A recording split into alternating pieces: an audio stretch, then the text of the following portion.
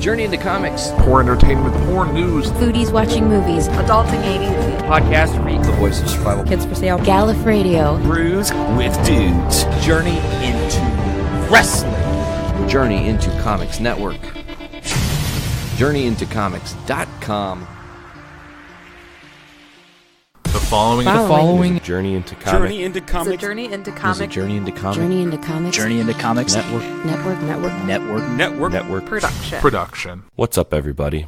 This is Chris from the Kids for Sale podcast, and you are listening to the Journey into Comics Network Best of the Week show, featuring highlights from all the shows across the network this week. So sit back and relax, and let this show drown out the sound from your kids for an hour. And here we go. Ladies and gentlemen, you're listening to Journey into Comics. So a couple weeks ago, or last week, I told you guys that Tom Holland's got a new suit for Spider-Man Far From Home, and he actually debuted it at Jimmy Kimmel Live and showed it off. It looks really cool. Like I was saying, it's the black with the red this time, so it's slightly different. Tom Holland also jokingly teasing that Thanos might be robbing a bank. So with Tom Holland being on Jimmy Kimmel, as he was there, the question was asked, is this a prequel to Infinity War? Because, you know, the snapping had happened. We'd seen kind of Tom Holland fading away into nothingness. What's going on? So to avoid spoilers, he said, I think Thanos is robbing a bank now. He's poor now. Goodbye. And took off. So I'm excited to see Tom Holland as Spider-Man and see what they bring with this new movie. It's crazy because I feel like when we go see Infinity War, we're going to get our big trailer for Far From Home.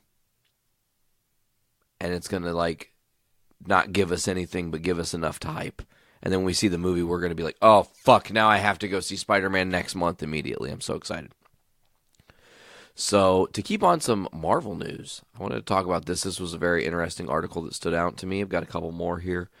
Deadpool star Brianna Hildebrandt credits Ryan Reynolds for the LGBTQ storyline. When it comes to superhero features, diversity is slowly edging its way into the front of casting and storytelling. As the public calls for more representation, films like Deadpool 2 have delivered, as the sequel featured an open LGBTQ relationship. And in a new piece, Brianna Hildebrandt credits Ryan Reynolds for her character's romance.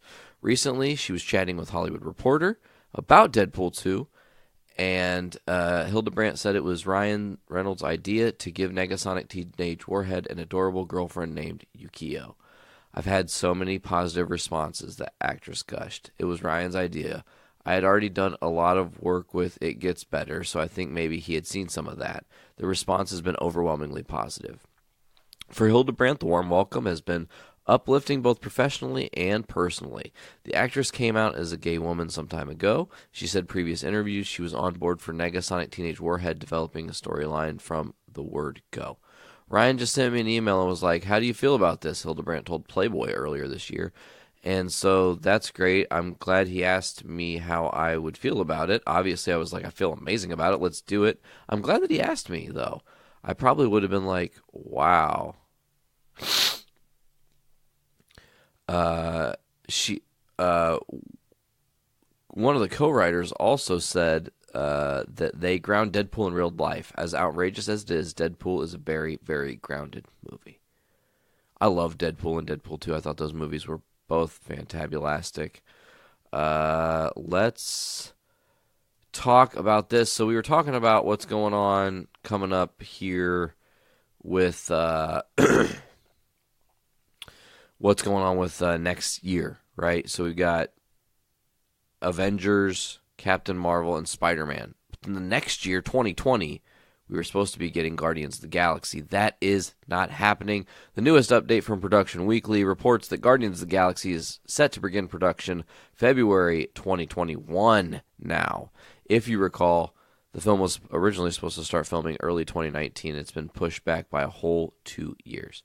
It's safe to say the new Guardians won't be arriving in 2020 as originally planned, and the update suggests that it could be 2022 before we see this film's theatrical release, perhaps even longer.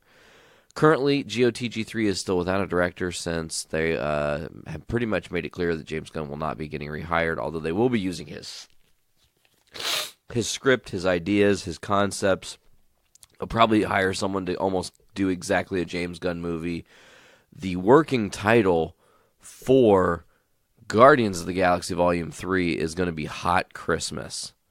And let me tell you, I just want to mention that if they were to do a Guardians movie and Guardians Volume 3 was like a Christmas movie, I guess, I would fucking love it. I would mark out. It would be super fun to experience that world, and like maybe Peter Quill has to go back to Earth to find family, or I don't know. Who knows what's going to happen? We're going to just have to wait and see now. We're going to have to wait a whole hell of a lot longer. Sadly, you will not be getting a lot of coverage on the Guardians until they give us some big news that is worth reporting, because right now we are going to have nothing for a while. A little bit of a blackout in the Guardians of the Galaxy world, which is sad to someone who's been a diehard fan since the very beginning of this movie's run and since the comics rebirth in 2014. So, and I mean, I like the earlier iterations, but I really like the 2014 run. Let's talk about Evangeline Lilly real quick here. Evangeline Lilly, being one of the nicest people on Earth, responded to a fan, Aesthetic Rose, who had said to her, "I have to say a monologue about hope for school. Any advice on how I can really get into the character?" And Evangeline Lilly responded saying, "Hope wasn't born super. She was born into a family with an arrogant and controlling father, parents who were gone a lot, but loving when they were there. Then her mother was ripped away from her at 8 years old, and her father disappeared from her life. She made choices. She could have chosen many negative roads to take from there. Instead, she chose the strength and power of her mind. She chose discipline. She chose to achieve anyway. She chose herself, and she survived. And all of that was just prep for the moment in her life when she would reach her highest height of strength and forgive her father. That was her final gauntlet that pushed her over into super. Hope is like you and I. What sets her apart are her choices. Does that help?" That's pretty awesome. I like that she responded, and was like, "Hey, this is what I would say, or this is how I would get into the mind of that person," is that she was a strong character. Now, this girl might have went to her class and slayed, and then got to also show her teacher, like, "Check this shit out, teach. Look what Evangeline Lilly said to me." Like, how's that for 21st century? And modern technology. That's crazy. Oh, speaking of Marvel, Captain Marvel. The Life of Captain Marvel 4 just came out, and if you haven't read issue 4, here's some spoilers, and I'm going to warn you that there are some spoilers, so if you're into the comics, spoilers ahead. The previous origin for Carol Danvers becoming Miss Marvel was tied to her interactions with Mar-Vell and the Psyche Magnetron. But all that changes in The Life of Captain Marvel Volume 4. At the end of the last issue, we find out that Carol's mom is actually a Kree warrior, and in this issue, we find out that her real name is Mari-El, and that she trained with Kree from birth on Hala. She was eventually sent to Earth by Empress Pama on a mission to observe and report back. She was given an amulet that would cloak her true identity, the same amulet she turned off in the last issue. As they brace for combat with Kree cleaner, Mari-El tells Carol her real name is Kar-El, and that she is the daughter of Hala by blood right and by starlight. That means Carol is full-blooded Kree, which changes things significantly since her original origin was human and half-Kree due to Mar-Vell saving her from the radiation of the Psyche Magnetron. It also changes the origins of her power. Mari-El tells Carol that they're not anyone's but yours. They never have been, regarding her powers. Carol says she doesn't believe in it, but Mari-El says, "But you feel it. Light and power, speed and strength, because it is who you are." She also reveals that the Magnetron only activated her powers that were already there and didn't in fact create them. She goes off on to relay how she met her father and how after they had Carol, she turned the tracking device off to hide away from the Kree. Now they're back to bring her in, but they didn't plan on getting a fight from two warriors. So they retconned and altered the origin and reality of Carol Danvers in the comics Meaning, folks, I want you guys to pay attention to this right now. Meaning it's very possible when we see Captain Marvel movie in a few short months here, 5 months, right, as of right now, when we see that movie in about 5 months, expect this to be her origin. Expect there to be some changes to her origin, and Marvel doing that so that they can have some flexibility and make the story more workable for what they need. And sometimes I think that's interesting how that's been working with Marvel, because with these movies, they write the comics differently based on the movies. I mean, they picked their Guardians of the Galaxy team, and it was similar, and they used it in the comics. And then the only difference was they added Tony Stark to that run. And I was like hoping that Iron Man would be a part of the Guardians for a bit, and then he ended up not being. And I thought, man, Iron Man 3, how cool would that be if they teased the Guardians of the Galaxy at the end of Iron Man 3? They did not. But anyways,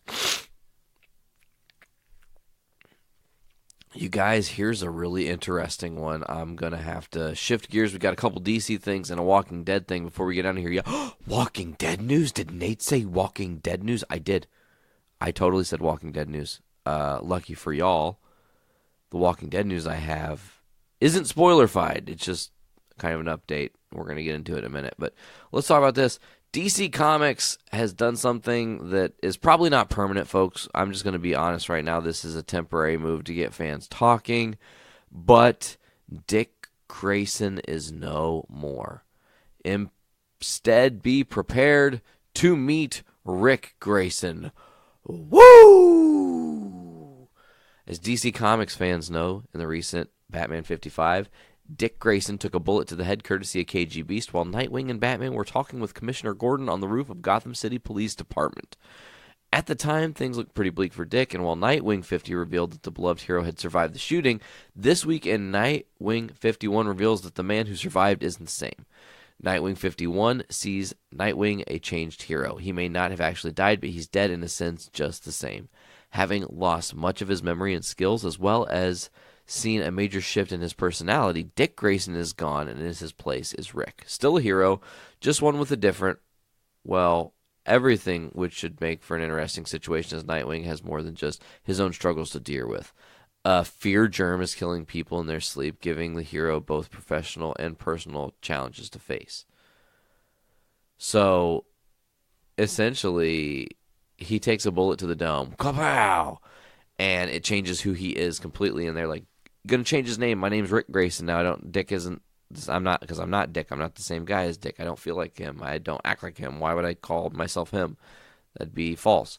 Right? I don't think it's going to last, though. I feel like something will happen to Nightwing. He'll get a potion or smacked in the head again, or, Batman will, give him some sort of crazy pep talk that'll alter his perspective. I don't know. Whatever it'll be, they're not going to keep Rick Grayson as what's going on. That's just ridiculous. Ridiculous. So, I thought that was an interesting thing. I just think they're trying to do it to get people talking, honestly. I don't see it lasting more than 5 or 10 issues at the most. And we'll keep update, folks. As soon as I hear that Dick Grayson is back, I'll let you guys know and be like, hey, remember back at 214? Yeah. Well, that's, I called it. Let's talk about this. I'm fucking most excited about this. Still talking about DC now. Gotham Star reveals glimpse of part of Bane's costume. Shane West, who is playing Bane in Gotham, teased a picture which had me stoked. It's a picture of his lunch, and someone wrote on the box, Shane, or shall I say, Bane. But the next to it is like the fingerless glove that immediately makes me think of a badass Bane. And sorry, Tyler from Podcastrophe. Sorry to anybody who's a Tom Hardy fan. His Bane was horseshit, and I'm hoping that Shane West can actually solve the enigma that is Bane and make him a viable villain for Batman, a.k.a. Bruce Wayne, in the Gotham series finale, as this is the final year of Gotham that we're about to be stumbling upon here in 2019. I said I had some Walking Dead stuff for you. I've got one thing left. Walking Dead creator Robert Kirkman knows he's going to eventually end The Walking Dead. He just doesn't know when. This is what he says to Variety. He says, I know what I have to do to get where I'm going. I know the stories that have to be told, the deaths that have to happen, the changes I need to make to push things forward and evolve. When I get to those points, I'll know it's time. I don't think anyone should have concerns about things wrapping up anytime soon. Kirkman has long pre-planned the books, often plotting out 3 or 4 plots ahead of wherever he currently is in the story. When you see the prison issue around issue 50, I already have the Hunters planned, and I'm sowing seeds to do that. The Walking Dead, which celebrated 15 years this past Saturday with the first ever Walking Dead Day, isn't meandering aimlessly. Kirkman knows where he's going, but not how long it will take to get there. And he has at least 50 more issues worth of ideas and 5 or 6 more story arcs already in the works. I know what I'm building to eventually wrap things up. If I didn't have that, I'd just be twisting in the wind trying to lay track. I don't know if that's going to come in 1,000 issues or 100 issues, but I know what the conclusion of the story is and what has to happen to get there. The book's next release is its 185th issue and a part of its 131st volume. Kirkman previously saying he strives to pull off a satisfying ending that the series and the fans deserve a conclusive endpoint. I do have an endpoint in mind for The Walking Dead, and I think that it's my responsibility and the responsibility of all the writers on the TV show to the audience because they've been on this journey for so long. The Walking Dead isn't going to last forever. It might go on for many, many, many more years, but I think that anyone that's been on the journey for that long, they deserve a satisfying end. They deserve to know that the time that they invested in this thing was all working towards something, was all building to some kind of reward, and I think to not have any kind of end goal in mind and not have a plan would just be terrible. You're listening to Poor Entertainment with your host. Ladies and gentlemen, please welcome Andrew Poor. I'm going to apologize in advance. My voice is a little hoarse and I'm a little sick.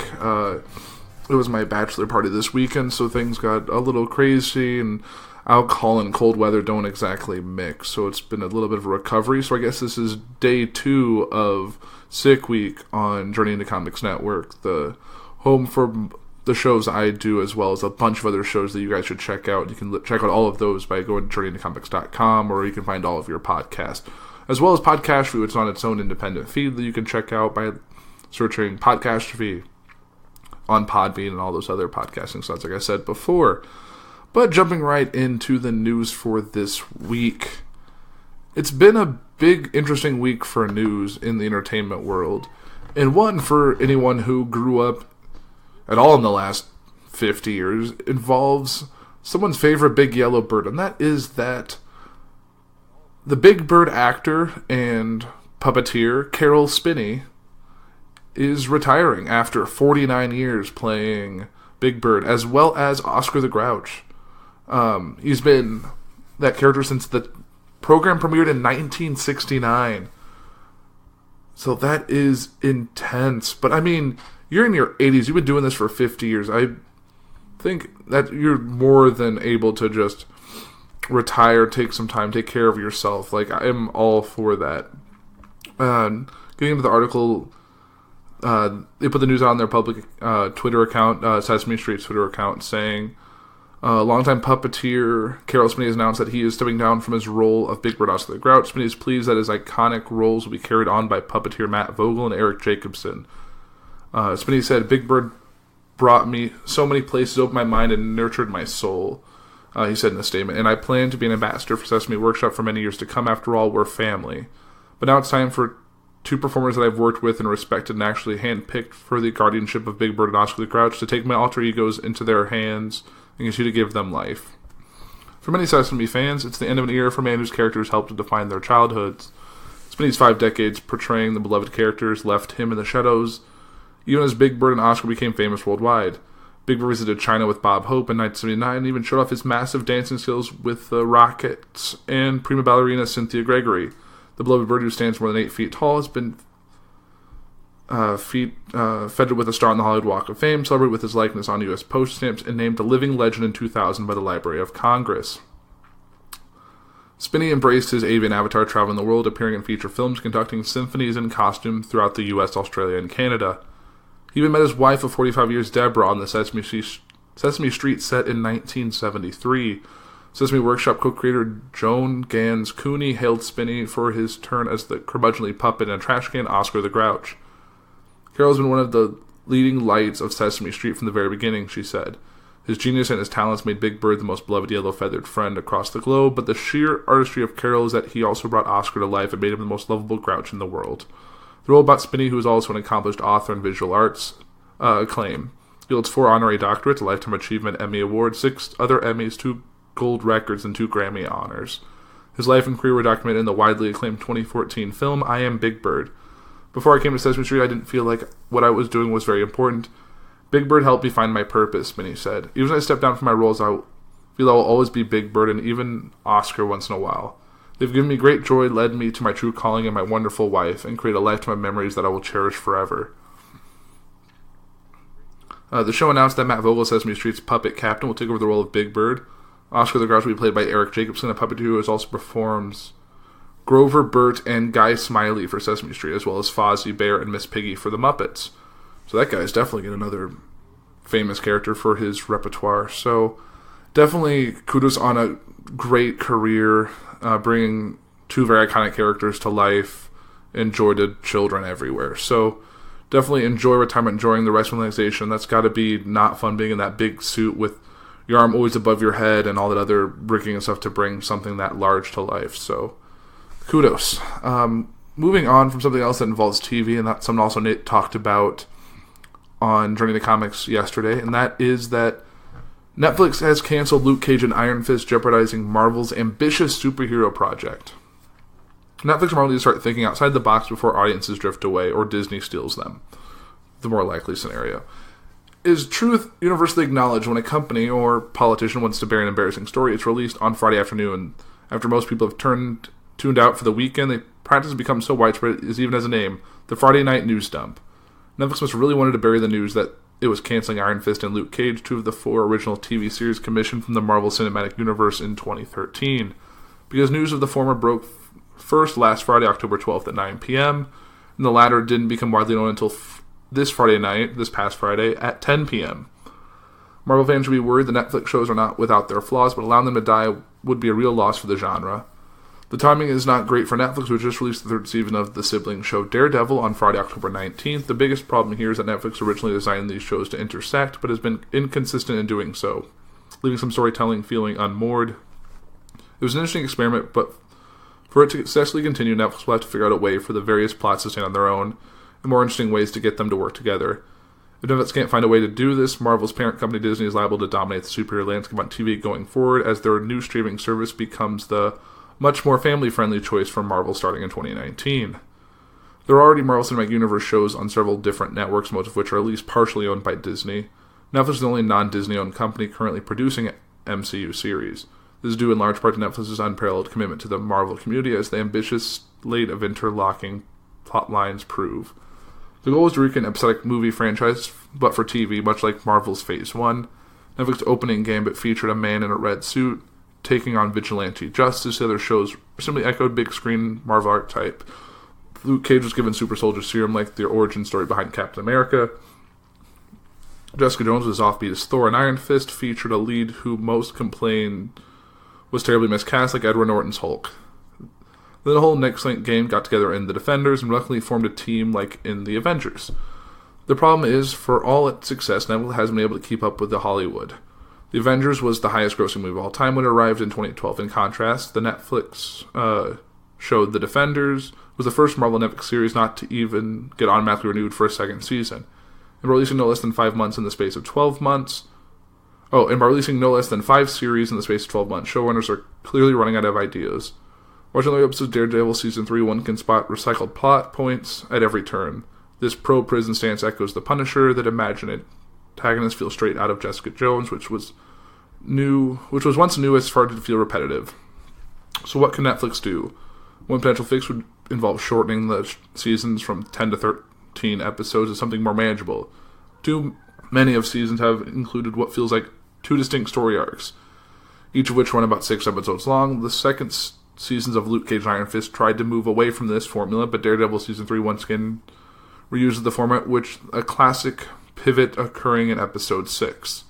Speaking of overused formats, spacing the releases better should also be a priority. Even Marvel Studios only release 3 films a year, which is already so many MCUs regularly accused of saturating the market.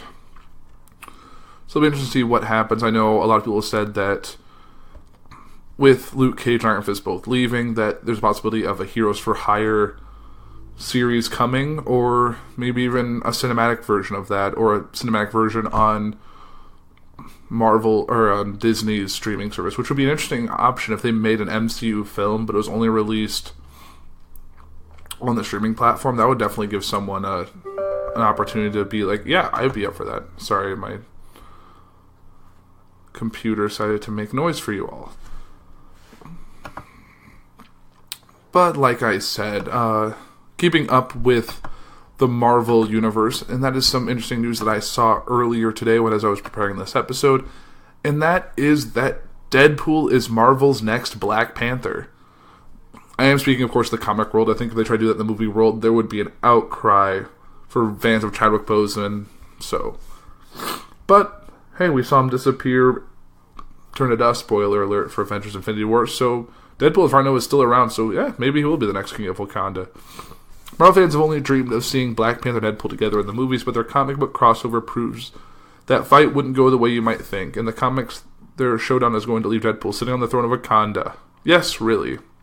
It's one of a bombshell to drop on unsuspecting fans, and has come before the first issue of Marvel's Black Panther vs. Deadpool limited series has ever even been released.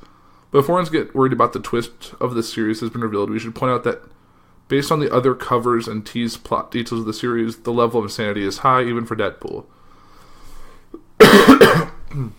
Still, the introduction of Pantherpool is going to have movie fans drooling over the cinematic possibilities. As for the question of just what brings these two deadly Marvel characters together, the answer is surprisingly sentimental. When a friend of Deadpool's ends up clinging to life and requiring a chunk of vibranium to live, there's only one place in the world for Wade Wilson to head, which also happens to be the kingdom home to T'Challa, the latest leader of the Avengers, who is unusually distracted on the edge of a scientific breakthrough. So distracted, it seems, that the throne of Wakanda winds up under Deadpool's gloating gluteus. Take a look. Which you can't obviously see because it's a podcast.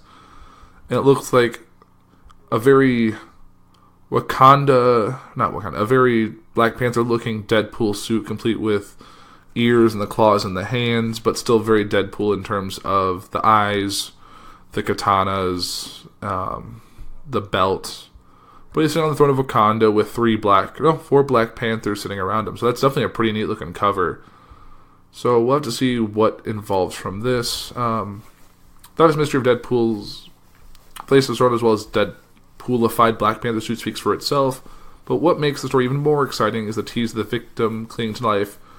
The one that Deadpool is hunting for vibranium to save isn't just beloved by the Merc with the Mouth. Yes, even though the Avengers gave Deadpool an R-rated beating in his own series, the rest of the Marvel's heroes may actually be on his side in this conflict. Apparently, Deadpool and Captain America ended their romantic comedy dispute peacefully. If anyone's guessed how Deadpool manages to sneak T'Challa's throne out from under him, or how severely Black Panther beats Wade Wilson before he does it, all I know is that this series from Late Show writer Daniel Kibblesmith just got a lot more interesting, both for the comics and the Marvel movie universe. After all, this is an MCU version of Black Panther's throne Deadpool is sitting on. Oh, that is true, if you look at that picture. So, man, that would be a really weird, but that would probably anger a lot of people. So, we'll have to see, but definitely, if you're interested in knowing about the story, definitely go to your local comic book store and pick up the issues, because it looks like that series is about to come out, if not this Wednesday, probably the following Wednesday. And it looks like it's about a 5-issue run, so definitely, it's a few bucks. It's less than the price of a pack of cigarettes or a cup of coffee, depending on what you drink or smoke. So, yeah. And keeping in the world of entertainment, this kind of something that kind of blends the space between TV and movies, and that involves the Mark Twain Prize, which is usually given to a famous comedian like Will Ferrell has won it, David Letterman, there's been countless other comedic actors like Steve Martin and Bill Murray and all of them. So the latest winner is Julia Louis-Dreyfus, who you would know as Elaine from Seinfeld. She's also stars on Veep and has done bit parts on movies and other TV shows over her illustrious career. And this is an article from the USA Today, and that involves some of the best burns from that night. So Julia Louis-Dreyfus walked away with the Mark Twain Prize and a pretty good roasting by her fellow celebrities at the Kennedy Center on Sunday. Famous faces: Jerry Seinfeld, Tina Fey, Stephen Colbert, Bryan Cranston, Lisa Kudrow, Tony Hale, Kumail Nanjiani, Keegan-Michael Key, Lana Glazer, Abby Jacobson, and singer Jack Johnson were on hand to pay tribute to Louise Dreyfus. Colbert kicked things off by highlighting one of Louise Dreyfus' lesser-known roles. He says, we're going to hear a lot tonight about her characters like Elaine from Seinfeld and Old Christine from The New Adventures of Old Christine. But I want to talk about another performance, one that truly speaks to me, the Late Show host said. But it speaks to a lot of people in this room, too. I'm talking about Julia's turn as Jeanette Cooper in 1986 Troll. Similarly, the Big Sick writer, star Kumail Nanjiani also reached back into the archives, pulling out a photo from a GQ shoot in which Louise Dreyfus appears to be hooking up with a clown. I'm seeing you explain this photo to your mom right now, Nanjiani assessed. I cannot believe it has not come up before today. Tina Fey made things personal. I've always liked Julia, maybe because I'd like to believe that we have a lot in common, Fey said. We both studied comedy in Chicago. We both lost our virginity to Brad Hall, who is Louise Dreyfus' husband. After taking me, Fey added, just me? ? Fey continued playing homage to Louise Dreyfus' Seinfeld character. Julia made this bold choice for her character Elaine to wear long, loose dresses, flat shoes, and oversized coats, and a center barrette. Julia was letting us know that she was the real deal, comedy-wise, and she didn't need us to give us midriff for us to watch her work, because here's the secret. Julia's not afraid to be unlikable, not on screen and not in person. Just try sharing an elevator with her. Larry David was not there in person, took jabs at the guest of honor via video message because he admitted he was kind of lazy. I want to congratulate Julia for this unbelievably prestigious award, the Seinfeld co-creator said, but I gotta say, the links that she went through to get it, frankly, I was a little surprised. The whole cancer thing, honestly, I gotta take my hat off to her. What a scam.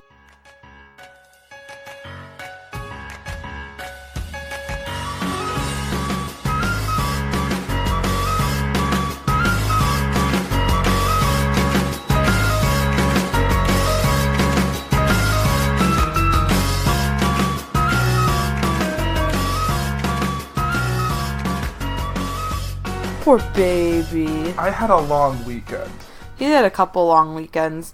And the topic we're kind of going to be discussing now, at least at this point, is the dreaded high school reunion, because that's where we were a couple weekends ago. Yes, that's where we went right after the last show we did. It was my high school because I am the old one in this relationship. Haha. I've got 3 more years. 3 more years. But I think you had a good time. I did. It's especially since I don't get to see, like, a lot of the people from your high school stayed around the area. So you were kind of an oddball where you went kind of not far away, but further away than other people did. Right. I think of the people that were probably at my reunion, probably 75% were relatively local. Yeah. Even if they left at some points for school, they came back to the area. Right.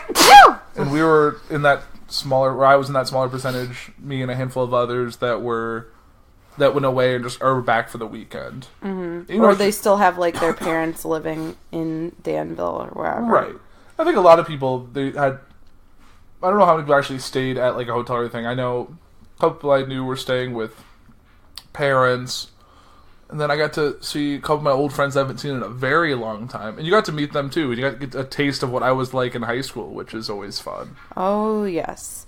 Especially when one of your friends was like, oh, I wish I would have just got a PS2 and called you, too, and we would have played video games for hours. I'm like, yeah, that sounds about what Andrew was like in high school. True, but you had a good time talking to them. Especially because, at least even the ones that were, like, married with kids were still, you could see yourself hanging out with them. That's true, yeah. And you really liked one of my best high school friends and his girlfriend, because they were still young-ish, and they lived in the city, and they're not married, which is nice, because a lot of people that were there were married, and it was just very weird. Like, oh, you're getting married, and it was almost like people were like, oh, like, kind of looking down on us because we weren't married. And I'm like, I'm not ready yet, sorry. I don't think it was necessary. I didn't get that vibe. I got a lot of, I don't have my kids tonight, I am gonna get so drunk. It was fun, though, except for the fact that when we went to the first event at the bar, that I walk out of the bathroom one time and someone, like, had a trail of puke going. I'm like, is this a normal thing for high school reunions? I think it's a normal thing for that bar. Yeah, probably. It was definitely a hole in the wall, very small for the amount of people that they were expecting. Mm-hmm. Like, the next night when we went to a bar after the actual event, that bar could have held a lot more people, especially with the Yeah. outside area if they had it well heated. But it wasn't bad. It was weird initially because you show up at an event and you see people that you vaguely remember but haven't talked to, well, in 10 years. Like, some people you haven't talked to since the day you left high school because you were in school friends only. Like, you didn't talk outside of school. You had class together, like, were friendly with them but had really no idea what was going on in their lives. And people change a lot in 10 years. People put on weight, lose hair, Get gray. all of that. So people are different. And then some people might remember you more than you remember them. So you have that awkward position of like, hey, how's it going? And you're like, oh, it's great. And then you're like, I don't know who that was. Yeah, like you had a full-on conversation with someone, and he like was having this great conversation, making me think, oh, he must have had some classes with this kid. And then he turns to me later as we're like getting our seat. He's like, I don't think I've ever seen that person in my entire life. I'm like, really? Your high school is kind of small. No, I really don't think I've ever met that guy. Well, Like, I didn't remember him. Like, he sounded familiar, but I couldn't tell you his name. And it's awkward to ask the name. Like, we should have all had name tags on. It would have made things like, oh yeah, it's Bryson, or it's Eric, or it's like, oh, it's all these guys. Yeah, I remember them. Mm-hmm. Or it also gives that sense of pause. Like, you almost pop back into your high school of like, oh, yeah, it's weird. You remember the people that were quote unquote popular, Right? And you see that they're not really changed. Yeah, even though their lives have changed around them, they still have that same. At least in the high school reunion, they have that kind of thing like, they don't know what I've done since then. I'm still the popular kid, even though they work a third shift gas station job with 2 kids and not a whole lot else going on in their lives. And you're like, oh, all right. Mm-hmm. But I know that's kind of an overdramatic statement, but still, it was weird. You could tell who was popular because there was this very long video at the dinner, and if you saw most of their pictures, I got the sense that they were probably very popular. Well, it was most of the people who were actually planning it. 'Cause I think they were the ones who actually had pictures to put in. And the one picture I sent in didn't even make it in. I was like, well, fine. So That sucks. What the heck? I don't know. What was their criteria for that? I don't know. It was like a 20-minute video. So. I know. It was kind of boring, especially for me. I mean, at our table, the people we ended up sitting with, like, there were the girlfriend/wives were not Danville alumni, so it was kind of boring to sit through a slideshow where you saw your significant other maybe once or twice, and then that was it. And you're just kind of bored after that. Yeah, I mean, it was nice because like it's like some like Tanner and his wife who we've met before. Like, you got to see them, like, back when they were little high school sweethearts, like, my senior year, and you're like, now they have 2 kids and a happy marriage. Look at them. I thought they had 3. No, just 2. Oh. Or, like, the homecoming. You got really excited when you realized the prom king and queen were married with kids in real life. Because that never happens. It might have been homecoming. It was one of the 2. That never... Well, the problem... We couldn't have that happen at my high school because the prom king and queen were both gay. So that doesn't really work. They couldn't get married. Well, I guess they could have, but I don't think they would have been very happy if they did. An elaborate beard. Yeah. And I don't even remember who was our homecoming king and queen my senior year. It's one of those things that it was not any one of my friends or anything. No one I really knew was on court, so I really didn't care. I don't know, one thing I always thought was really weird when I was in high school is that at the prom, like at the ceremony where they crowned the king and queen for homecoming and prom, last year's homecoming king and queen would show up and like pass the crown down. But it's like, those people are like in college. They just came on a random weekday to do this little ceremony and got dressed up. I'm like, how many times did like people like, do I really have to come to this? I'm sure that's, especially because you're just starting out in college, I feel like that's a very common sentiment of, oh, really, I have to go back? Perks of not being the prom or homecoming king and queen. Right. I'm perfectly content with never having to deal with that. The one thing that was great, and that's something we talked about on an earlier episode, is that Liz actually danced at the... They had good music. I'm sorry. It's something that, like, if they have good music, yeah, I'll go out there and dance. But if they don't, then I'm not going to do anything. Right. But I mean, and it was good. It was music that we both liked and were both familiar with, even though it was music from... 2008. Well, not all of it. There was some newer stuff than that. But for the most part, it was older music. But everyone knew the dances for it. And everyone... There was Soulja Boy. There was, like, the Dougie song. There was other dance songs, plus, like, newer stuff. It was all... Mm-hmm. Sorry. But it was just...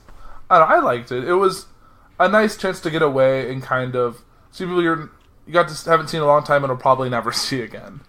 Because I don't know how many people...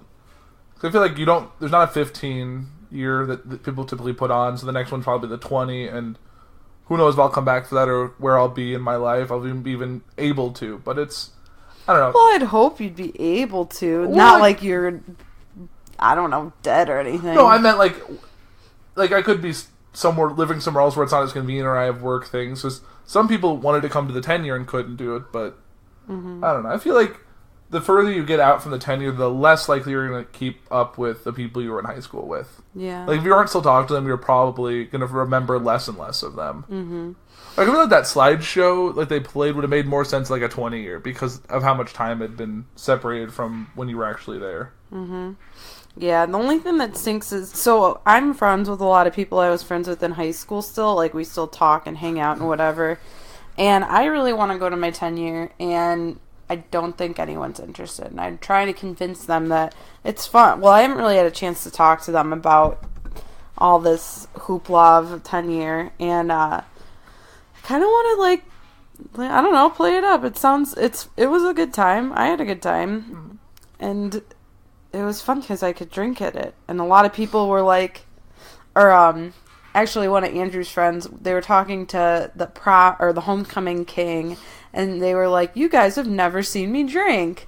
And then the homecoming king kind of chuckles, and he's like, I've been drinking since high school. And some of the people, just seeing like, the people like, I've been drinking since high school, or, I didn't start till college, or, I don't drink at all.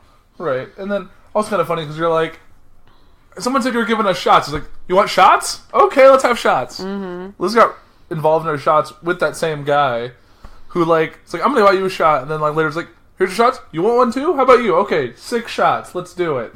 Mm-hmm. Like, you could definitely tell the parents because they started buying shots for you. And we're like, yes, perfect. When they start buying you drinks, just say, okay. They're enjoying themselves because they're away from their kids. They have a babysitter, maybe then overnight, so they don't even have to worry about going home early at all. So they're just like, I am free, I can sleep in tomorrow, life is good. Mm-hmm. Or you have, like, someone who's, like, one of my old high school friends' wives who's like, I have to be able to work at 1 a.m. I'm like, are you insane? You're drinking right now. Yeah, but she did end up stopping, which is good. That's true, that's good. I just could not believe 1 in the morning. I could not do, like, a 1 in the morning start time. 1 to 7. Ugh.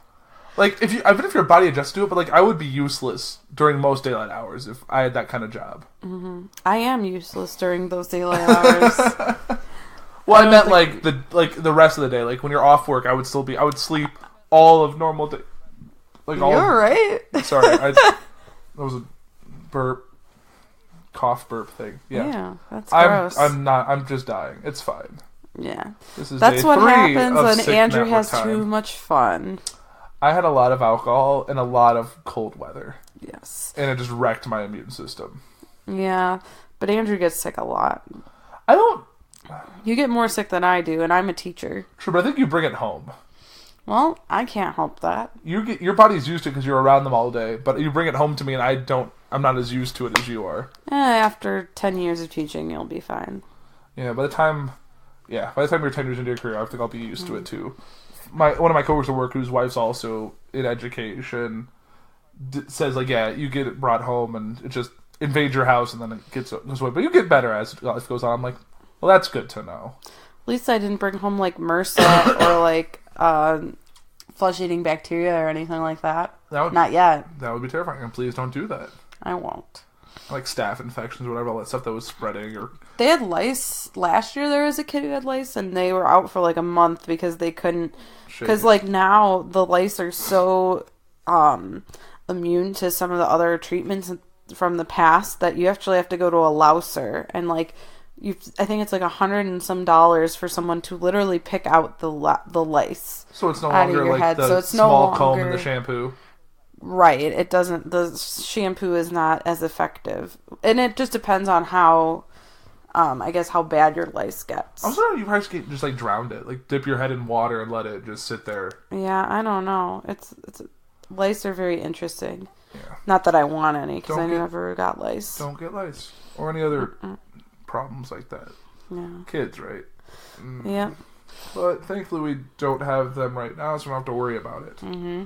Well, you also had a fun weekend doing bachelor party stuff, so he's been all Andrew goes to party. That should be our title. Andrew likes to party. Andrew had too much party and now is dying.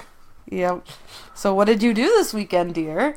A couple of my really good friends organized a bachelor party for me that involved us. It was actually like a 4-day affair. It was Thursday night until really Sunday. It was a beautiful weekend. It was a nice weekend.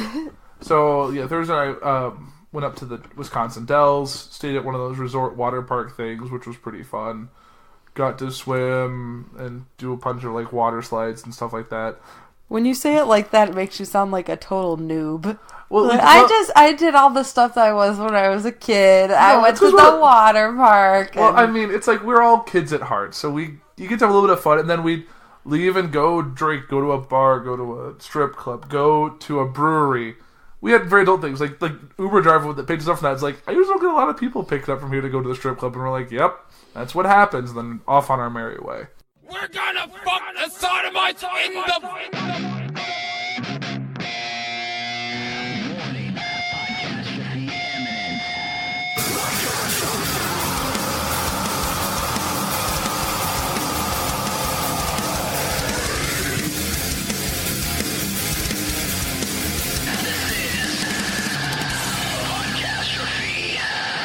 Well, they just need to... They really need to nail down the writing. And they need to set a course. I think they need to quit rushing. Well, that's what I'm getting at. They need to set a course and they need to ride the wave. Mm-hmm. Just let it happen. Don't try and compete with Disney. Advertise your own brand. Say, hey, we really enjoy the Disney films, the Marvel stuff. Check out our stuff when you're not watching their stuff, and fans will go watch it. Well, we've talked about this too. Is like, you've got all the big names in superheroes. You're on par. At this, again, I mean, like, when you think of a superhero, though, most people probably think of Batman or Superman or Wonder Woman. Mm-hmm. So, like, you have those big names. You have the draw. So, as you're going into your universe... You have to throw Spider-Man in there, too. Well, Spider-Man might be the only one... That's legitimate. That is, like, a legit, like, up there with those three. I would say prior to the Marvel Cinematic Universe, yes. That's what I mean. Now, prior. Not so much. But that's where I'm getting at. These characters that have been established by the Marvel Universe now are going down because that phase is over. Mm-hmm. Like, Captain America is going to be the Winter Soldier soon, so... Maybe. Or it could be Falcon. Or Falcon, but people aren't going to care about that as much as... Chris Evans. Robert Downey Jr. will probably be stepping down as Iron Man soon. Oh, yeah. Contracts are up. Those characters are going to be done. Yeah, so, like, they're going into the next phase with the next heroes, like Doctor Strange, Captain Marvel. Those aren't as big of names as Superman, Batman, Wonder Woman, Aquaman. So, let them do their thing. But they have been built up to be. They have, and people are excited for them, don't get me wrong. Mm-hmm. But just let them do their thing, and then just make a good movie. Yeah, that's all we ask. Because all you got to do is you make one good movie. Like, look at how well Wonder Woman did. That might have saved Justice League. How many people were not going to go see Justice League because of Batman v Superman? Yep. I was going to see it regardless. A whole lot of people, though, probably were like, no. Oh, well, not even just Batman v Superman. Look at just Man of Steel. Like, people did not want to see another Superman movie because they didn't like Man of Steel. And Man of Steel wasn't even that bad. Superman would never demolish a city. Well, I'm sorry, like... He kind of does sometimes. He does. Like, that's his thing. Like, He's trying to save people, but at the same time, like, he just doesn't acknowledge the fact that there's collateral damage. Like, he's the golden boy of superheroes, but there's all the fucking people that he's killed in the background, and no one ever wants to acknowledge that. Man of Steel and Batman vs. Superman acknowledge that. Yeah. They address it, for sure. Like, just like those two movies turned people off so much that Justice League probably wasn't going to do very well. Mm-mm. And I mean, financially, it didn't do that great. And then you throw in, But you then know, you all said- the hardship on top of that. Yeah. And then you had Wonder Woman, and all of a sudden people were like, wait, we might have hope. They are capable. Yeah. Because Wonder Woman was a good film. It was, I really dug Like, it. from the coloring, like, the mascara, bright and colorful. She goes to Man's World. Oh, it's the muted colors again? That makes sense, though. The muted colors of fucking war. Yeah, it made World War sense. I. Chris Pine's character, fantastic. So, The cinematography in that movie was fantastic. like, it suffered from every superhero movie's flaw of the final fight between the main villain. Like, the final fights in every superhero movie are all the kind of like, So you either get but something. man, fucking Wonder Woman versus Ares, man, my fucking dick was hard the whole time. So Professor Lupin, Ares. Yep. Professor Lupin, Ares, yeah. Yeah. So I mean, like, I don't know. He does a voice in Big Mouth now. Oh, does he? Oh my god, season 2. I was like, that voice sounds so familiar, and I looked it up, and I'm like, holy shit, it's Lupin. I don't know how we got onto this. I know we were talking about like Arrowverse people. Yeah. But like, I don't know. There's just, please make a good movie, DC. Well, I want you to so bad. here, and this Hire was, me. I'll write the goddamn thing this for was you. this was the point that I was trying to nail home. Like, you have cast, you have reached the level where you're on par with Marvel. You have cast the people that need to fill that role, that are the only people that are going to fill that role. Just write good material, and they will come. People will come and watch the films. That's all you have to do. You have half of the battle won already. I'm going to say you have 3/4 of the battle won, because not only do you have the cast, but you have the budget. The budget and the characters. Yes. Like, it's not like you're trying to fucking push Booster Gold on the fucking Right. people. Which, God, I wish they would. You're not doing some Blue Beetle shit. Like, fucking love Booster Gold. Blue Beetle's one of my fucking favorite characters in DC. I don't need fucking Blue Beetle on the silver screen to make me want to go see a DC movie in fucking theaters. Yeah. I mentioned For sure. Power Rangers earlier. You Yeah. guys excited for Power Rangers too? I haven't seen the first one, so. Have they started? They haven't, but it's got to happen. Oh yeah. Is it going to have They Bryan teased it. Cranston in it? At least as Zordon. I mean, he'll make a probably appearance as Zordon, but that'll they be- teased Tommy Oliver coming finally. Yeah, I've seen that scene at the end. Green Ranger for life. Fuck that White Ranger shit. I was a big fan of the original Red Ranger. Jason was my dude. Like, that was my favorite. You're a as kid. Jason guy and not a fucking Rocky guy. No, fuck Rocky. Fuck Rocky. Well, Rocky they should have paid sucks. him and they could have kept Jason. No shit, right? But Him, Trina, and Zach. Mm-hmm. Trina, rest in peace. R.I.P. But I haven't seen the first one. I'm gonna watch it eventually when I go down to the Dollar General on and Amazon. grab me a red box. It's on Amazon Prime. Yeah, you're on Amazon Prime. But God damn. God damn. Got him. I just fucking hate Bryan Cranston so much. He's honestly not a huge character in it. No, he's not. He's in it. He's in it. I fucking hate Bryan Cranston. I understand this, but I'm just saying he's not in it that much. Just like Godzilla. Ooh! Dude, that was such a letdown. Not for me. You know what? Krispy Kreme is in the movie more than Bryan Cranston. Yeah. Yeah. Yeah. That's not a joke. It's not a joke. But yeah, Power Rangers. It was a fun movie. I'm excited for that. So I had a topic. Does it relate to The Walking Dead? No. Does it relate to superheroes and Power Rangers? No. Do you No, want us to get on another tangent? No. We got to seriously dive into a topic. Okay. So I'm gonna go ahead and stop the recording. Stream's still gonna go, and we're gonna start over with the recording and record a new video. Okay, so let me ask you this. Are you gonna readjust those waveforms so you're gonna be able to fucking like casually be able to tell the difference? I'm just gonna skim through it. Okay, so no. I'll do my thing. Let me do my thing, Tyler. All right. Why don't you just place a marker? Spread your wings. All right, so now we're recording for the Game Addicts Extra Life stream 2 weeks from now, but they're going to be watching it, so they're seeing it now. I'm going to text you the minutes. You're fine. I got this. No, I'm going to text you the minutes to help you. Like, if you don't want me to help, I'll just fuck off. Do what you got to do. Fuck out. But so we are recording for the Game Addicts podcast. Brando and Mike are probably eating now. They need some food.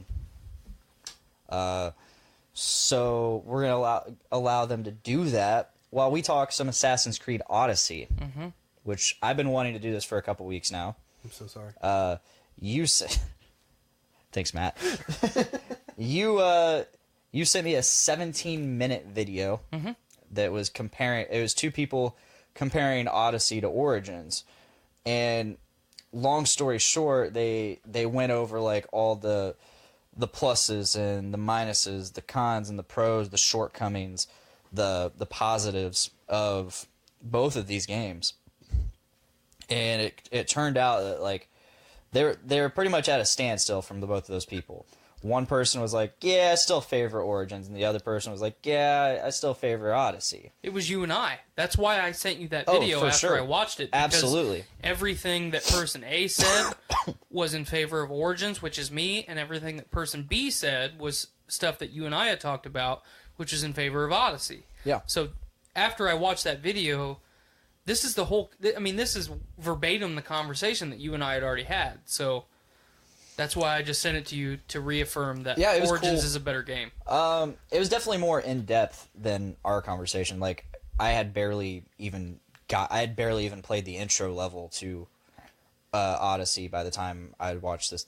By the time I had watched that video, or by the time we had the conversation, the video brought up some really good points. Like I think I like the combat in Origins more. Yes.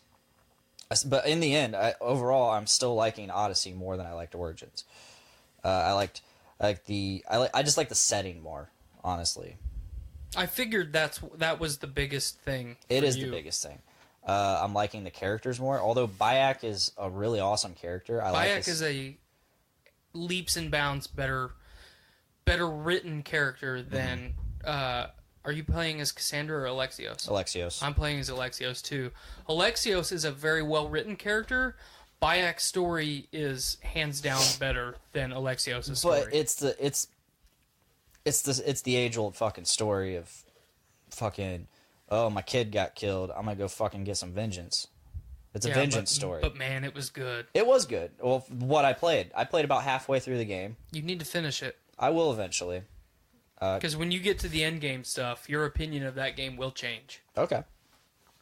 But the game itself just grew stale. I found myself doing a lot of the same shit in every city. And every time I found a new target, it's like, all right, now let's go around, fucking do some bullshit. Oh, this person's in trouble. Better go save them from some fucking hippos. But here's the thing, Odyssey's no different. Honestly, no. You're right. I've played about 10 times more of the game than you have. Yes, you have. So I'm an end game already. That's awesome. So, the story is good. I would say. Has your opinion changed much? Not really. I mean, it has on a few things. I'm gonna try to avoid spoilers because I think that's our goal here. Yeah, I'm not gonna. I at least don't want anything spoiled for me. That's where I'm at. Yeah, there's a lot of twists and turns that come through the Odyssey story that I did not expect, which I have really, really enjoyed. Bayek's story from start to end, I would not have changed anything. Yeah. As far as the main story. Where Odyssey takes the cake is side story. the side story is so much more in Odyssey than it is in Bayek's story. In Origins, the side story literally is just side stuff. Like, hey, if you want to do something else, if you occasionally want to run into a character that you recognize, that's what you do. It's just to kill time. Seems like Fallout 4. A little bit, yeah, for sure. In Odyssey, it's total opposite. 90% of the side stuff that I have done, which is every location that I go to... Peloponnesian War stuff, right? Well, I mean, not all of it, but a lot of it. That's what I love about this. This is the Peloponnesian War. It's fucking Sparta versus Athens. Fuck yeah. Well, I mean, it's... Yeah. I mean, it's not just Sparta versus Athens. It's one league. It's Sparta versus... it's the fucking... Delian League versus the... something else league. Sparta and Athens and all of their subordinate nations fighting each other. Yeah. But all of the side story stuff, which I've done 90% of it, because before I ever touch a story mission, I do all of the side quests in every location that I go to. So there's a lot of location. Not because I'm a completionist by any means. There's but so much. There's the so much only land. stuff that I don't do in Odyssey is the underwater shit, because I don't want to spend 10 minutes fucking swimming underwater and fighting sharks. So I got tired of that the first time that I fought a shark underwater. How many chicks have you banged at this point? Everyone that I've encountered that I can. I've banged... And I banged a dude. 2. Banged 2. And I banged a dude. You banged a dude. Good for you. I did. Nice. I had an orgy with a dude. Oh. What's wrong with being childish? I like being childish. Before I go, I just want to tell you were fantastic. Never trust a hug. It's just a way to hide your face. That's the exciting thing. Nobody in the universe can do what we're doing. Why are you pointing your screwdrivers like that? They're scientific instruments, not water pistols. Gallifrey! Yes, this must be where I live. So I started looking at the lineage of Doctor Who, and I was like, oh my god, they had one called The Three Doctors. I must check this out. Like, what is this about? And it quickly became one of my favorite story arcs because it's actually really... really clever. So I suggested it to you. It was great. I loved it. I want to really dive super deep into this and kind of go over the whole thing. So did you want to consult the book? Yes. Consult the manual. Do you want me to consult the manual? I can read it, or you can read it. You read it. This book was your find. So with our little copyright, what was it, 1972, 73? Wait, it was 76 was my guess. Let me see. I remember. Oh no, we're both right. 72, but then this one was 76, so I have the reprint. The reprint. I do not have a first edition, guys. Sorry. I love this book. We still have to post a picture of it. Yeah, for we'll everybody do that to for see. this one since we're actually reading from it. Good idea. Good idea. Cool. Okay. I wish you were wearing your guess look glasses for while that. you read this. This is an incredible cover. You guys are going to love it. It's super retro.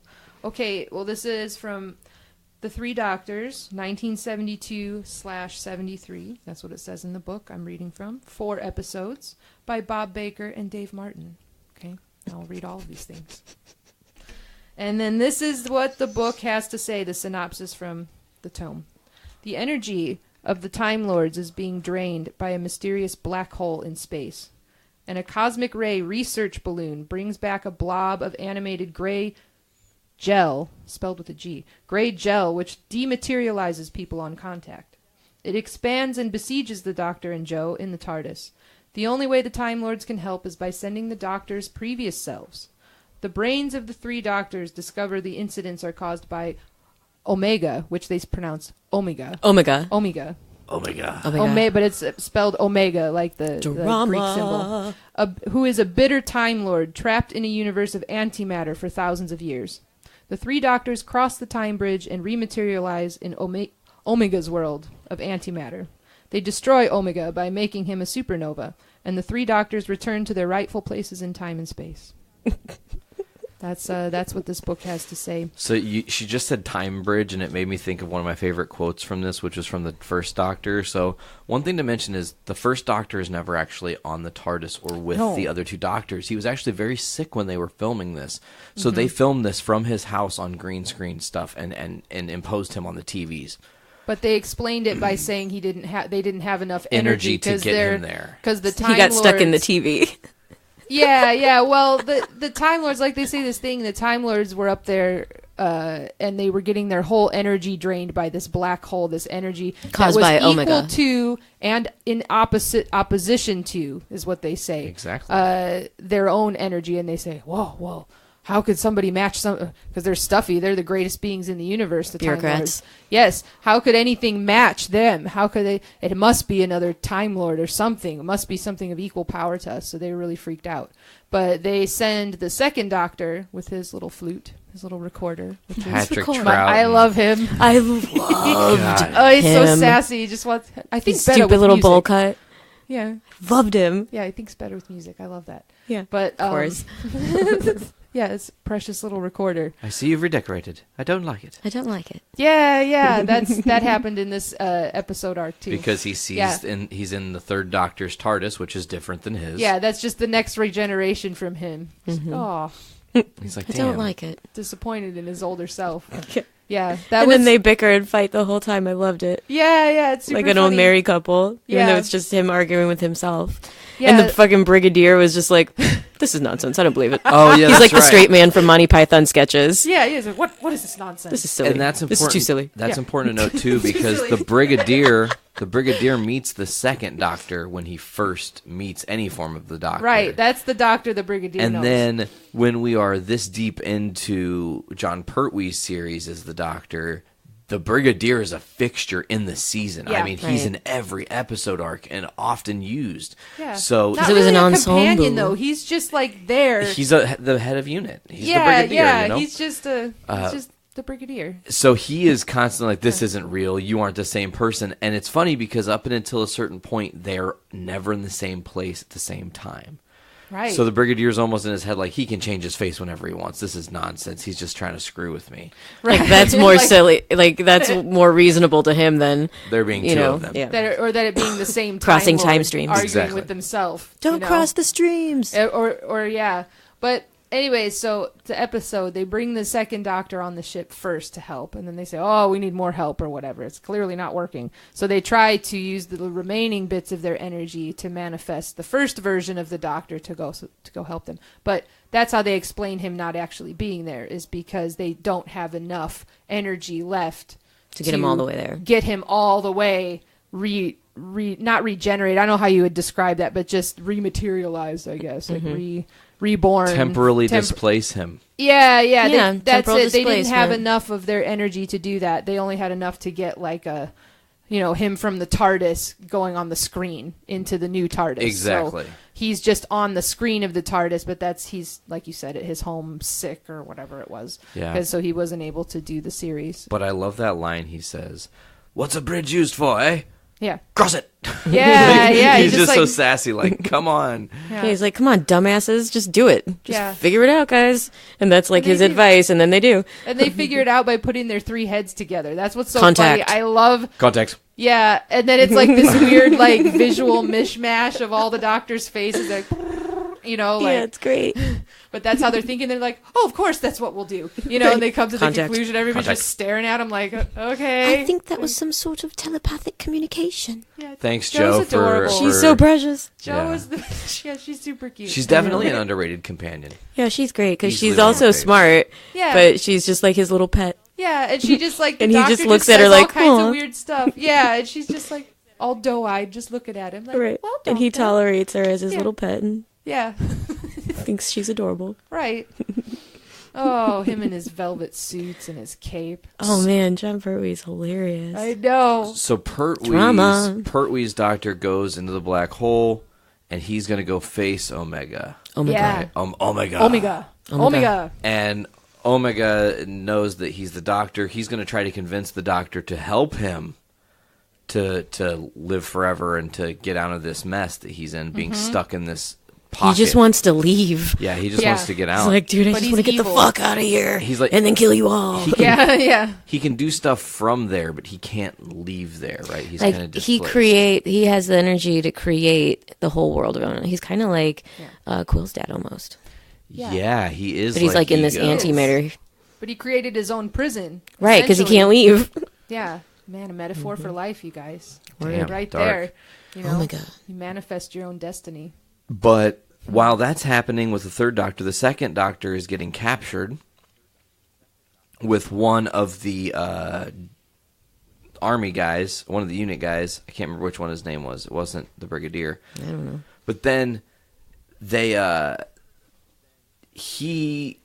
Omega doesn't know that the second Doctor is a doctor yet.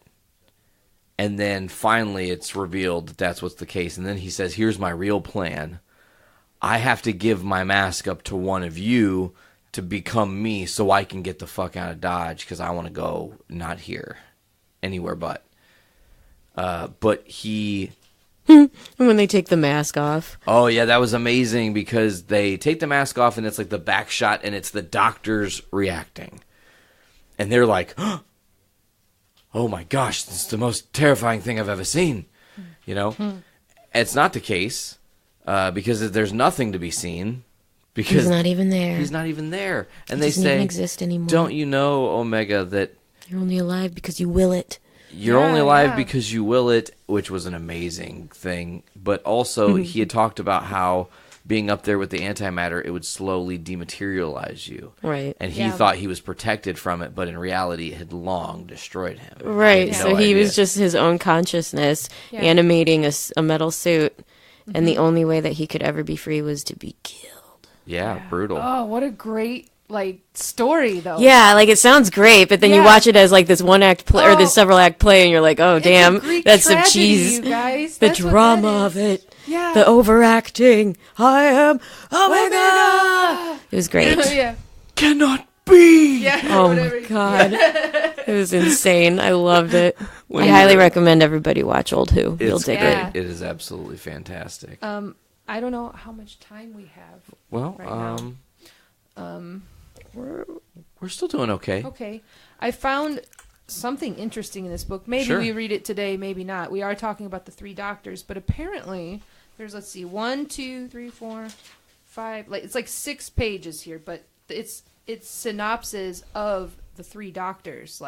Episode it tells you about. Well, no, it tells you about the actors and stuff. Oh. It's a synopsis of that. So Do you want to read it? I have not read through it, but I can read it right now if we want to, so that everybody listening has some idea of who these people are. I guess we'll see. Who? We'll see what it is. But this is chapter 5 entitled "The 3 Doctors," and this one is the first Doctor Who. Oh, they call him Doctor Who in this book. The first Doctor Who, which actually we don't like that now. The first Doctor is what we want to say. Right. But it says the first Doctor Who was William Hartnell. And it says, William Hartnell became an actor at the age of 16 when he joined Sir Frank Benson's Shakespearean Company as a general dog's body, callboy, assistant stage manager, property manager, and assistant lighting director. Oh, do a lot of things before you do a thing, right? Mm-hmm. Wow. Sometimes he was allowed to play small walk-on parts, and in 2 years with that company, working day and night, he learned a great deal about the theater and about acting. At the age of 18, he started to tour the country as an actor, playing in theaters the length and breadth of Great Britain. Then he started to get jobs understudying in London's West End theaters. In a stage play, they tell you what a stage play is. This is kind of for kids, but kind of not. But it says, in a stage play, in parentheses, all the actors and actresses have understudies who have learnt their parts. If an actor is taken ill, the understudy plays his part that night. So if you didn't know what an understudy is, the more you know. Yeah. We're on this book journey together, guys. Okay. So he became known as an actor of farce. He understudied such great actors as Ralph Lynn and Ernest Truex, and then played their parts himself when their plays left the West End and went on tour of the provincial cities. He got into films in the 1930s, playing comedy parts in quickies, short films made very cheaply in 2 or 3 weeks of filming. For his first leading part in one of these films, he was paid £60. Today, an actor playing the leading part in a film would be paid thousands of pounds. However, this was 1976, of course. Or 72. However, his whole acting career changed in 1943 when the famous film producer Sir Carol Reed asked him to play a tough army sergeant in the film The Way Ahead. This film was enormously successful, and so was William Hartnell. But it meant that for the next 20 years, no producer could forget the way he played that tough army sergeant. He had become typecast, and from then on was offered only tough guy parts, such as sergeants, prison officers, grim detectives, and criminals. Even when he started to work in television and got into the very successful Army Game comedy series, he was not allowed to play a comedy character. They made him the tough sergeant major. Then he landed a part in the film This Sporting Life. Verity Lambert saw the film and was greatly impressed by Hartnell's performance. She decided to ask him to become the first Doctor and contacted his agent. The agent telephoned Hartnell and told him, "I wouldn't normally have suggested it to you, Bill, to work in children's television, but it sounds like the sort of character part you've been longing to play." Hartnell wasn't too keen on the idea, but he agreed to meet Verity Lambert. He said of that meeting, "The moment this brilliant young producer, Miss Verity Lambert, started telling me about Doctor Who, I was hooked. From the very first, he was sure that his series would be successful." William Hartnell played Doctor Who for over 3 years, finally retiring for reasons of health. He spent the last few years of his life in a tiny country cottage in Mayfield, Sussex. During those years, people still wrote to him as Doctor, or called at his cottage to see him. Sadly, he is no longer with us, but part of him lives on in the immortal Doctor Who, the character he created so brilliantly so many years ago. Aww. That's what they have to say about William Hartnell. Oh, that was great. That was nice. Yeah, his is probably well, I say they're about the same length. They talk about each Doctor. Are we interested in the other two Doctors? Yes. Mm-hmm. Okay. So William Hartnell in the 3 Doctors. The second Doctor was Patrick Troughton. So adorable. Him and his Sass. It's a recorder. It's a recorder that he plays. Okay, so here we're going to learn about Patrick Troughton. Patrick Troughton was born in London in 1920 and was educated at Mill Hill Public School.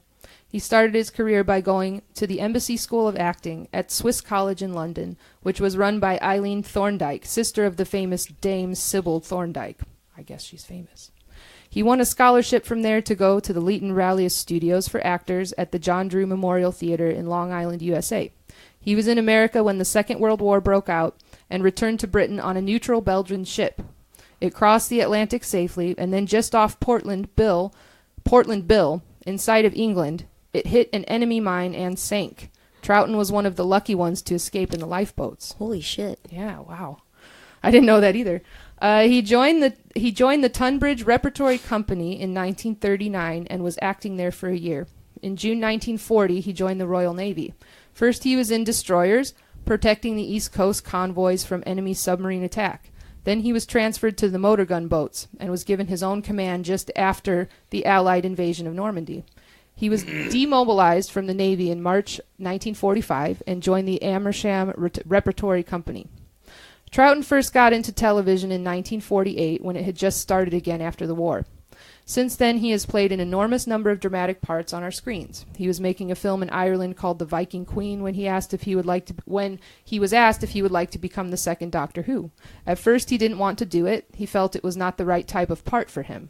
Whenever possible, he watched the show with his children, and he loved the way that William Hartnell played the Doctor. But it was not, he thought, right for him. Still, the BBC managed to persuade him, and he accepted. The next question was, how was he to play the Doctor?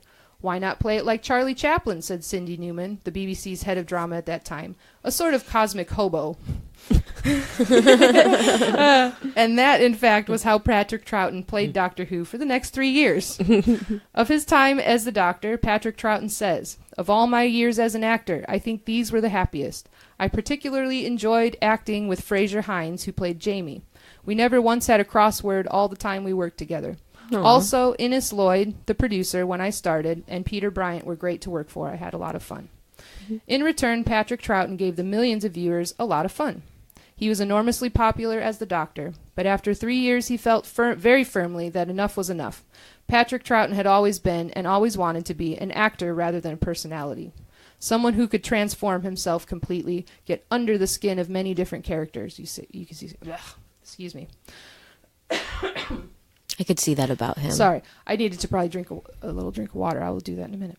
Okay, his interpretation of the Doctor was only one of the parts within his range. He left the series to return to a more varied world. Patrick Troughton still turns up regularly on your screens, but it's quite possible, such is his acting skill, that in some snarling villain, sympathetic hero, or richly comic character, you won't recognize the man who was once Doctor Who.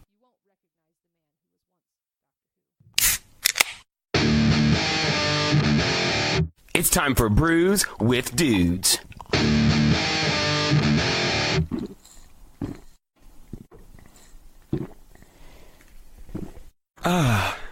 juicy. Here we are drinking coffee stouts. Here we are coffee stout. We've stepped up from the doctor's concoction. I hate my life.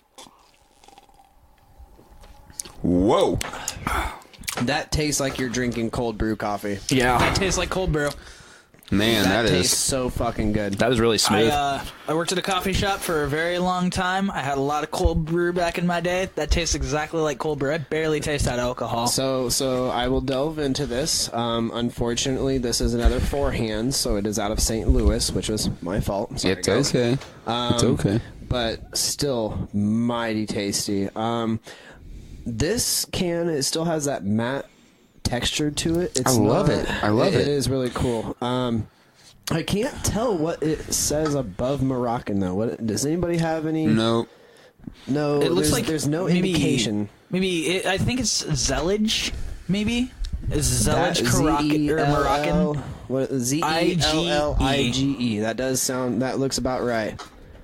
Zellage Moroccan coffee style. Nick's grabbing the smart computer. It actually kind of reminds me of like this like 70s vibe from it, with like the different patterns and the shapes and such. The can is all orange with black accents.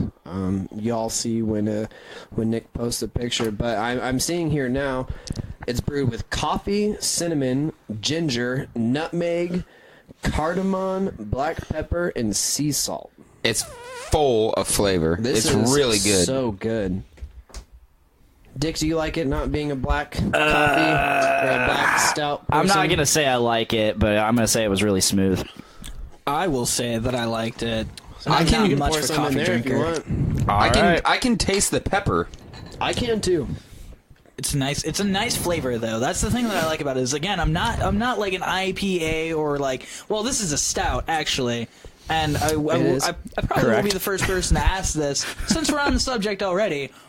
What's the difference between like a stout, a lager, an IPA, some such so forth? I'm gonna bite the bullet. I'm gonna ask because you guys know way more about this than I do. Once again, thank you for asking the impossible questions. You're so welcome, Doctor. I'm not as intellectual on this as Nick is, but I believe it comes down to more like the malts and the actual brewing process behind it, what hops you use, grain. Absolutely. Yeah, that makes sense. That's pretty much it. Yeah, you fucking idiot. Jeez. But it's a matter. I mean, obviously, more specifically, it's just exactly what you attribute to each kind of beer. If you're drinking a stout, you expect it to have a darker or a rich flavor. An India Pale Ale, you expect it to be lighter or hoppy, bitter. And I mean, I'm gonna have to spend more time in the R&D department and to give you like really, really specific examples. That fucking R&D department. But I want to quickly confirm that it is Zellage. Good. It is Zellage. Good on you, AJ. So. Oh. Zellage Moroccan coffee stout, and my God, this is. I really like the promo that they put out for it when it first came out. Oh, that is really cool. The beer can is covered by all the different things that were involved in it. It looks like a coffee zen garden, and they're trying to play off of the can that they use. It's supposed to be a very kind of a native the promo is all of the stuff that they used. That's what I'm saying. That's ginger root. That's what I'm saying. saying. That's cinnamon. Or what? But they did it. Just look at that. Look at the can. They did it. They tried to put the ingredients in the shapes that they were using for the can. So it was a very thorough. Coffee beans. We got the cinnamon, the ginger. We see the nutmeg in there. It's a very thorough marketing campaign by Four Hands. Anybody familiar with cardamom? I have no idea what cardamom is. I'm gonna go contact that R&D department and find out what cardamom is. Supercomputers. Now this is really good. When was this? I'm trying to figure out when this picture was actually posted. October 23rd. So this is actually fairly new. It's only been around for a couple months. So I wonder what makes it Moroccan in their eyes. Apparently, cardamom, also known as cardamom or cardamom, is a spice made from the seeds of several plants in the genera Alateria and Amomum and the family. Oh my God, there's a lot of big words that do not sound right. Are any of those things based in Morocco? It's based in the Indian subcontinent, Bhutan, Indonesia, and Nepal. Okay. Yeah, science, bitch. I wonder if they used 18 calories per tablespoon.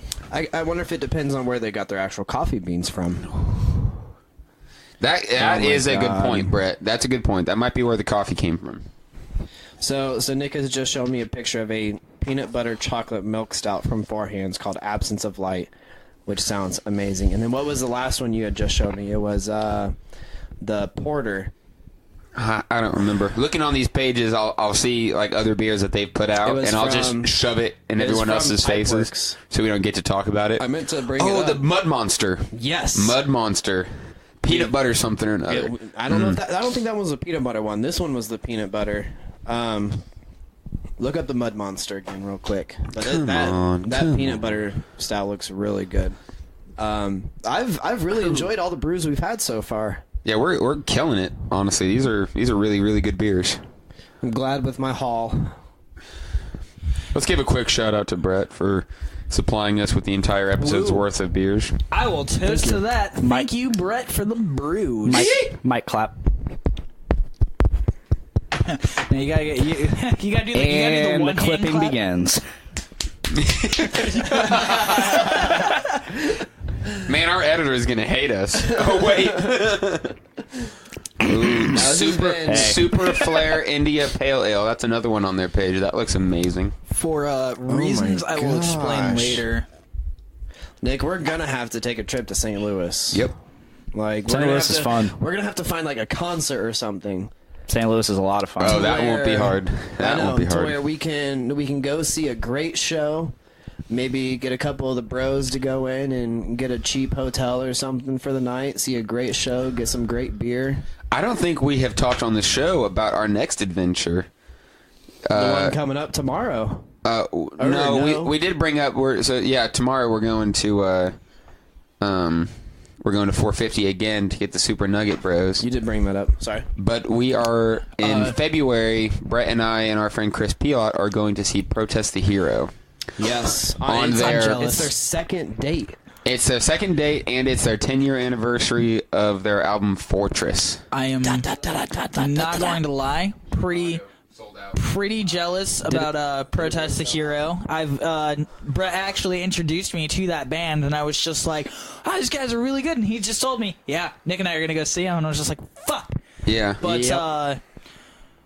damn it. Yeah, that was. I mean, it was pretty good beer. I really like that beer. This coffee stout is pretty tasty. It's also kicking my ass. I'm not a big fan of the spice.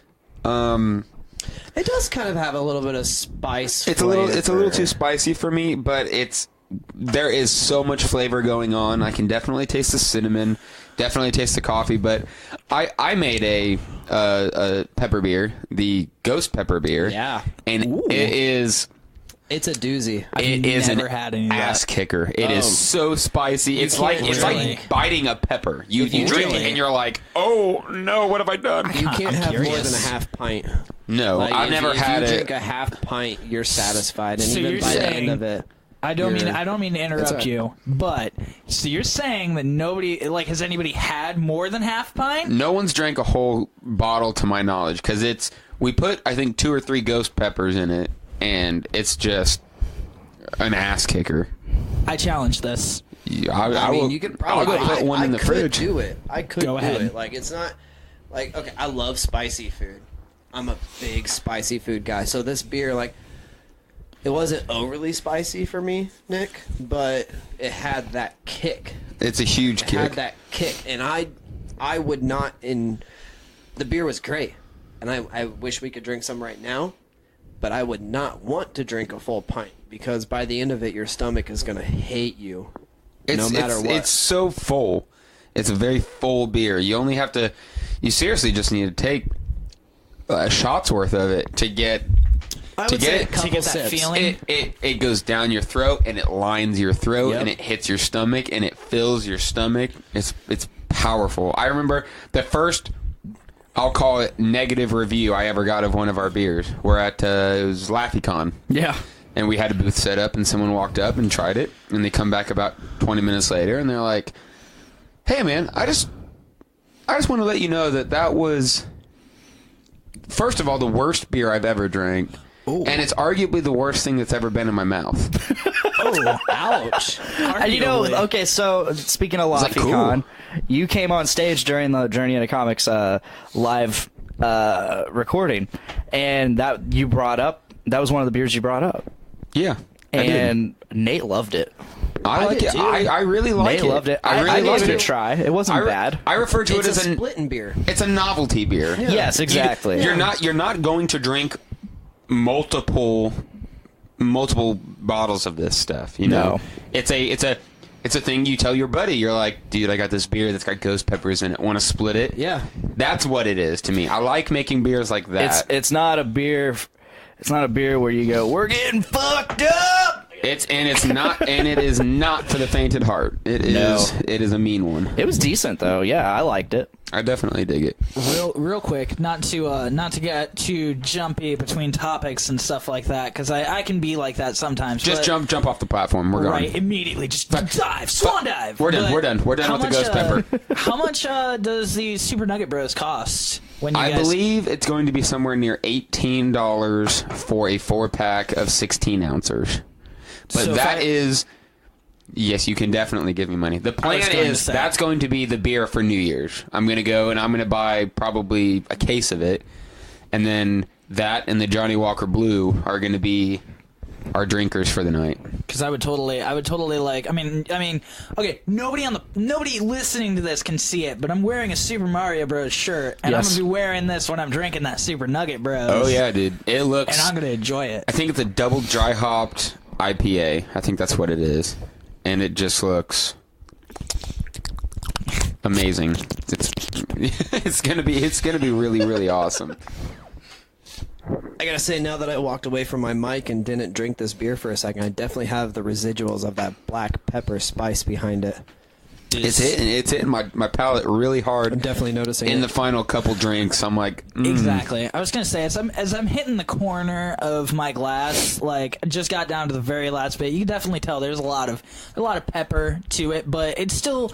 I don't know. I still really enjoy this beer. This is good. This is a beer that I would go out and like purchase myself and be like, yeah, I just got off work, 6 o'clock in the morning. I'm gonna drink a beer before I go to bed. This one would put you to sleep. In fact, the next one is going to put us to sleep. I don't think I could drink more than a can of this. I know that we split the can between two people, but I think I'm pretty satisfied with the half that I got. I don't know if I could drink much more than that of this at a time. I could totally understand that. I could probably put down 2. I don't think I would want to put down 2. I would not. I'm satisfied with 1.